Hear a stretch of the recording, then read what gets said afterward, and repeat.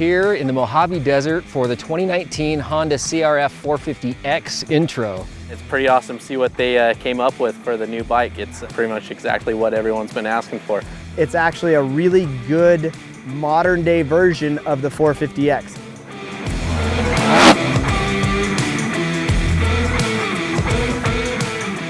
Right off the bat, you're going to notice that the bike is really similar to the rest of the CRF line. Titanium tank, it's got almost the same geometry as the motocross bike. It's really similar to the new 450L that we just tested, and it's kind of interesting to fit in the middle of those two. So it's not as aggressive as the R models or the RX, and it's definitely a little peppier than the L models. So we think it's fitting into a nice little segment there for guys that want to ride off-road, but they don't need the restricted down street legal version of the CRF.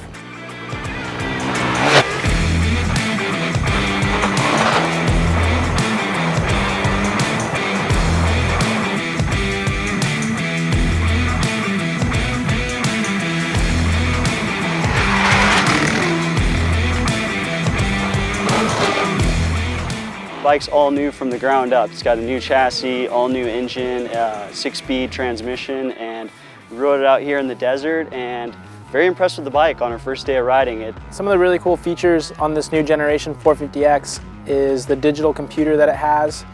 Records fuel consumption as well as an odometer, your speedo. There's specific off-road features. There's an 18-inch rear wheel.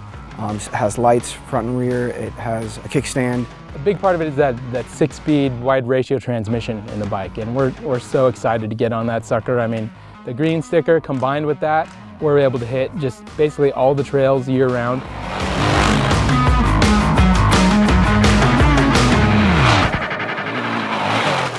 This thing works great right out of the box. It is the trail bike, and it's updated because it's fuel injected. And today we're riding with some of the carbureted old versions of the X. Night and day difference. It's really kind of the covered wagon versus the Corvette. These bikes are amazing. The one thing that I was really surprised on the trail, didn't overheat. I actually tried to get it to overheat. It didn't overheat. Out here where we are, there's a lot of loose rock and sort of sharp rock, and it really soaked that little chop up really good.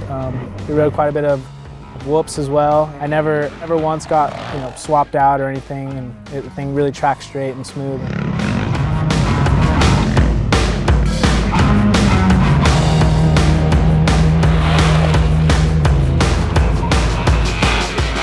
We had a really good day today, mix of wide open trails, some technical stuff, but really the bike's at home in the open desert. It's an open class machine with open terrain is where it lives. It feels 20 pounds lighter, and I know the scale is going to tell us that it's probably a little bit heavier. It's more nimble, it's agile when you're riding it, and it's kind of this more aggressive suspension setting, so you can really kind of bounce into things, hit things harder. I think Honda's kind of really found themselves in a nice place because there's not a lot of bikes in this market. You have the Yamaha WR, there used to be the Suzuki RMX, but other than that, you're going to have to buy a dual sport bike to kind of get in this segment where it's a compliant, quiet, easy to ride motorcycle.